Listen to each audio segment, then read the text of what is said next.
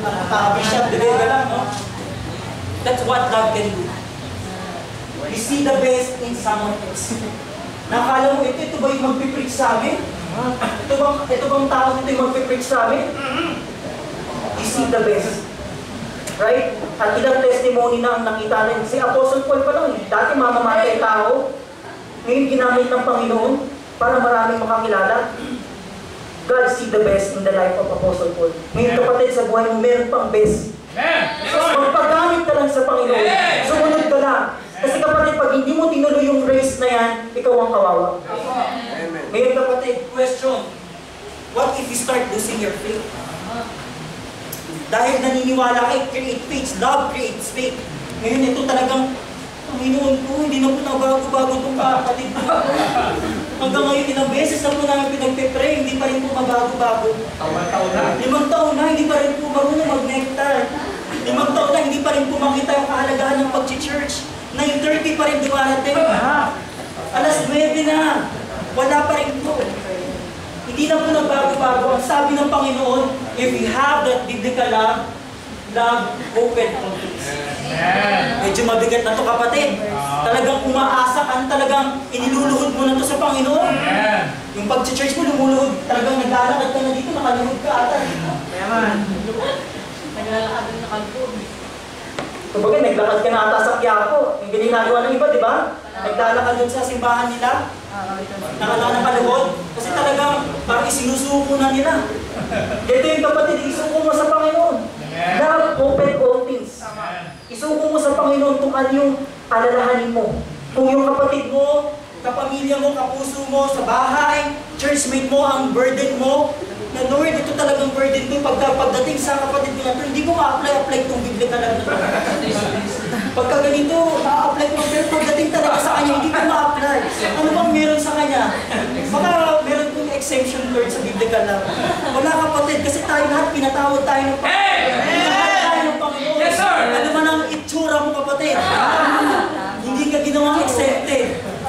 Kasi love, see the best in someone else. And kapatid, kapag talagang ang hirap, talagang pinupukpok ka na, talagang parang wala ka nang magawa. Kasi pagka Beret, may nagagawa ka pa eh, nako-comfort mo pa eh. Pag believe it, nakikita mo pa yung best eh. Itong hope it, talagang wala ka nang makita, talagang parang kinakalo na yung utak mo, kinakalo na yung, kumbaga yung prayer mo. Dinig na ng Diyos, pero ito pa rin, wala pa rin nangyayari. Pero sabi, love, hope it. Umaasa kapatid. Ang sabi ko dyan, hope is a long line. A long cord that never disconnected as long as the grace of God is offered. Ibig sabihin kapatid, talagang hanggang sa Diyos ka lumalapit, yung pag-asa na hindi mababalik yan. It will never be disconnected. Buhay yan kapatid. Life buhay yan kapatid. Love, hope, and all things kapatid. Human failure is never final. Huwag mo isipin na kapag nagkamali yan, katapusan na ng buhay niya. Kapag nagkamali yan, wala nang pag-asa. Meron pa kapatid, kasi kung meron kang pagmamahal, aasa ka na itong tao na itong magbabago. Does it take years? That's fine. Kasi love, ang love naman wala namang time frame yan. Tama, sir. Kasi hindi mo naman pwede, ay papakasalan lang kita ng 10 years, pag 10 years maghahanap na ako ng iba. Hindi ganoon ang love kapatid. Kaya nga sabi, pang habang buhay po yan. Yun yung forever mo. Diba nga, if you have that kind of love, if you have love, it creates hope in you. Aasa ka na itong tao na ito, magbabago pa rin ito. Huwag mong itingnan lang yung negative sa kanya. Tingnan mo yung best, at kapag talagang lumalala na itong kapatid mo na ito, itong kapamilya mo, itong partner mo, itong kaibigan mo, you hope. Amen. Umasa ka sa Panginoon. Kasi kapatid, kapag sa tao ka umasa, madidisappoint ka lang. Maraming promises na ang nasira dahil sa pangako ng tao. But God's promises will never be broken. Amen. If you have hope, kumapit lang po tayo sa Panginoon. Keep on hoping. God is still God and He can do it. Amen. Ang Panginoon po may magagawa sa buhay. Tama. Minsan mahirap, darating pagkakataon ngayon, okay ka. Darating ang pagkakataon, down ka. Hindi mo na alam kung anong gagawin mo. Pero kung meron kang love, madali na lang i-unleash yung mga natutunan mo eh. Kapag ganito yung sitwasyon, ito yung gagawin ko. sa kalooban ng Panginoon, if you have hope, aasa ka na itong tao na ito, may ibabago pa to. Aasa ka na itong tao na ito, magbabago to dahil nandiyan ang Panginoon sa buhay mo. You need prayer, kapatid. Right. Kasi sabi diyan, as long as the grace of God is operative. So kapatid, ibig sabihin, if you hope, you still need God. Right. And if you love, it creates hope in you. Amen. Hope, kapatid. Kailangan mo lang umasa sa Panginoon. At yung love, yun yung biblical love. Kasi ang nature ng tao, kapag wala na, napagod na, nasaktan na, susuko na yan. Kaya ang daming cases, yung iba nagsusuicide kapag na-heartbroken.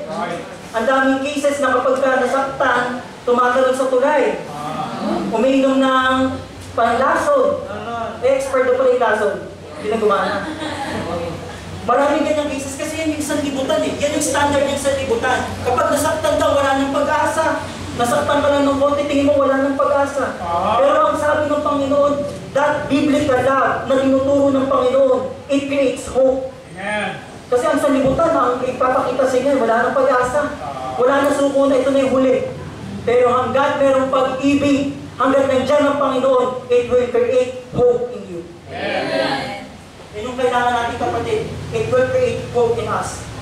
Love waits and waits. Maghintay ka lang, kapatid. Umasa ka sa Panginoon na merong mangyayari sa buhay ng taong yan. Ipag-pray mo lang.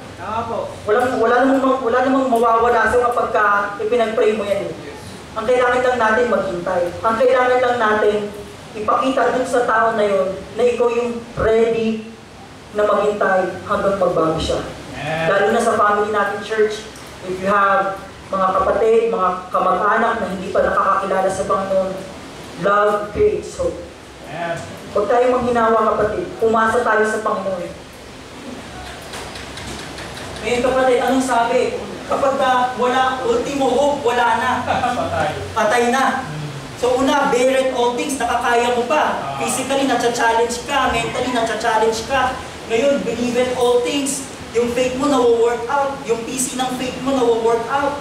Ngayon talaga nakikita parang tindi naman ng taon ko, parang wala ba tong Diyos? Hindi ata kumikilos ang prayer ko dito ah. Parang matindi talaga ang kalaban dito. Pero sabi, what if you're even losing your hope? Kapatid, darating talaga sa'yo yan. Yung tipo na parang sasagarin ka. Yung tipo na parang may ilalalim pa ba itong pagsubok na to? Parang kumbaga, kalyo-kalyo na tayo kakahukay.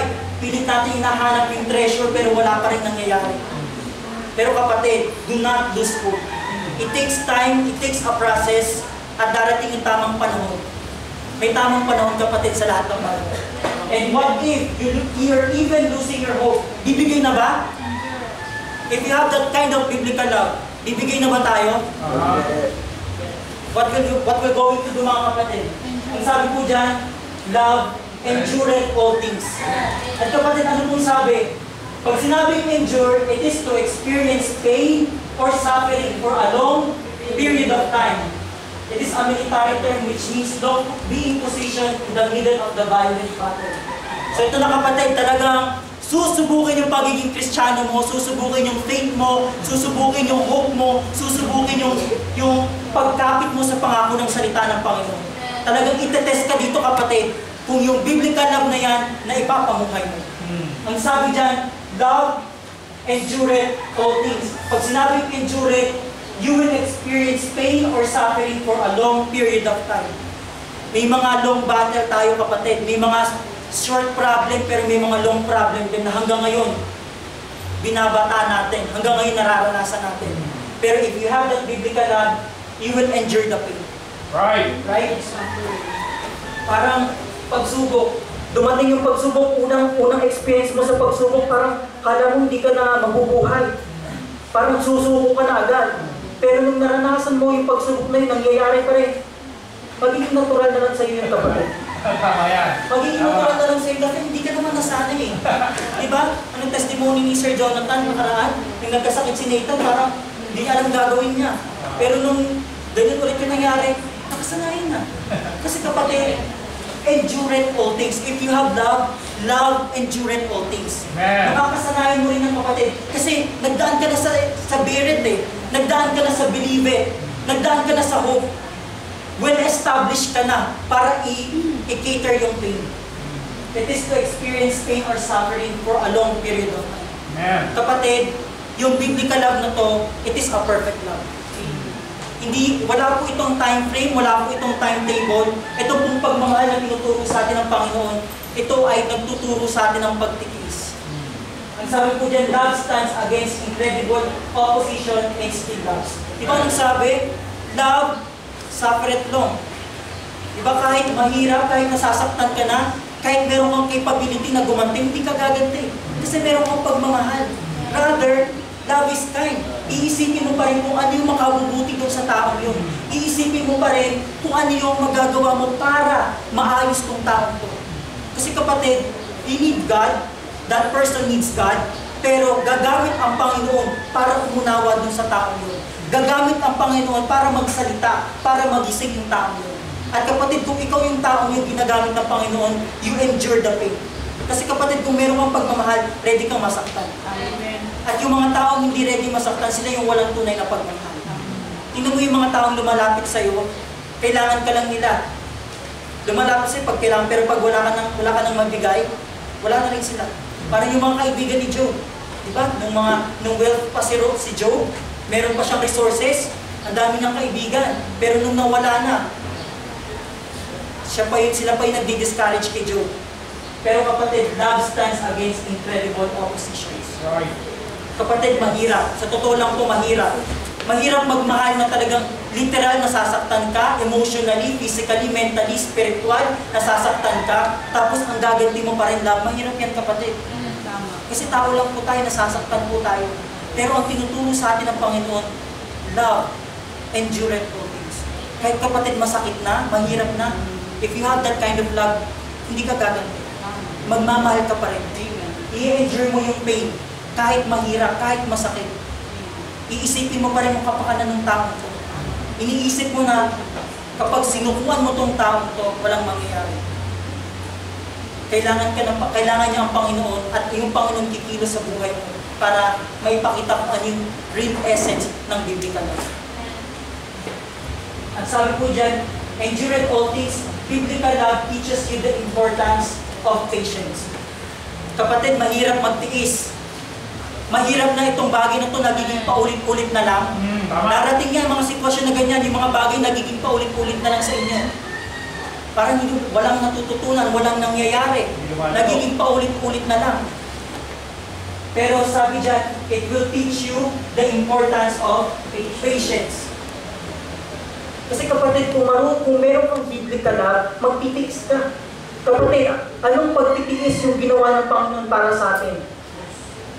Sa krus ng Kalbaryo, pinersecute, kinrucify, nilagyan ng koronang tinik. He endured the pain for us, kapatid.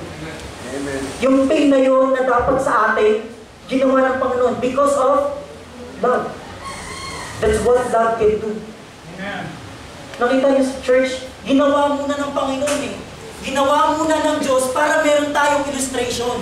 Para sa oras natin ngayon, sa panahon natin ngayon, wala tayong madadagilan. Hindi natin masasabi na imposible. Kasi ang Panginoon nga, ginawa niya na eh. Right. Siya yung best example natin, siya yung best illustration natin. Yeah. Na love will teach you patience. That love endureth all things. Right. Kapatid, nasasaktan ka na ba ngayon? Nahihirapan ka? Na parang akala mo wala nang katapusan? If you have the biblical love, you will endure the pain. You will endure the pain, the suffering. Kasi yun yung tinuturo ng Panginoon, love suffereth long. Na kahit paulit-ulit ka na sinasaktan, hindi ka gaganti. Kahit paulit-ulit ka nasasaktan, kahit paulit-ulit ka mali ang ginagawa sa iyo, nakikita mo yung pagkakamali ng kapwa mo na ito, iisipin mo pa rin kung ano yung makabubuti para sa kanya. Right. That's what love can do in church. Kung imaginein po natin itong kind of biblical love na to, applicable or nararanasan ng buhay, sa buhay ng bawat isa sa ating mananampalataya. Anong uri ng church kaya meron tayo? Right. Di ba ang sarap? Amen. Ang sarap kumatin na yung mga tao kasama mo dito, alam nila yung essence o importansya ng biblical love. May magawa kang pagkukulang pagkakamali, maniniwala ka na mauunawaan ka nila. Kaya sabihin mo sa kapatid mo, yung kapatid, I love you in the Lord. Kapatid, yung katabi mo, hindi yan perfecto. Walang perfecto. Cute man yan, hindi yan perfecto. Nakakagawa pa rin yan ng pagkukulang. Pero ang sabi ng Panginoon, if you have love, you endure the pain. Kapatid, handa ba tayong masaktan? Pero lagi natin tatandaan, hindi naman laging pain. Meron lang timetable ang Panginoon para makita natin yung kahalagahan ng sitwasyon na yun sa buhay natin. At kapag okay na tayo, parehas na kayong naging okay, nakita mo na ito na dapat mong ayusin sa buhay mo, at ikaw pala na nakakakita ng pagkakamali ng kapwa mo, tinuturuan lang ng Panginoon para magmahal ng tama, ng walang kondisyon, ng hindi selfish, at naunawaan mo yun, matatapos yung ganung problema, matatapos yung sitwasyon na yun. Parehas kayong nag-benefit. Right? Parehas yung naunawaan na ang biblical love pala na tinuturo ng Panginoon, unconditional. Wala palang pinipiling sitwasyon. Right. Walang restriction. And kapatid, ano po sabi sa verse 8? Basahin po natin yung ating Bible, 1 Corinthians chapter 10 or 1 Corinthians chapter 13 verse 8. Ano po sabi dyan? Charity never faded, but whether there be prophecies, they shall fade. Whether there be tongues, they shall cease. Whether there be knowledge, it shall vanish away. Kapatid, charity never faded. Ang pagmamahal, hindi yan nawawala. Hindi yan nabibigo. Right? Kasi yung pagmamahal sa atin ng Panginoon, hindi siya nabigo. Right? Ilang tao ang nakakilala dahil sa pagmamahal ng Panginoon. Ilang tao, ilang Kristiyanong naglilingkod dahil sa pagmamahal sa atin ng Panginoon. At sabi diyan, charity never faded. Yung prophecies nawawala, yung sabi po diyan, whether there be tongues, they shall cease. Knowledge yung ang knowledge nawawala, pero ang pagmamahal never faded. Kapag meron kang pagmamahal, yung biblical love na yan, uunawa ka, kapatid. Iintindi ka, magtitiis ka. At yung love na yan, never faded. Hindi yan mabibigo, kapatid.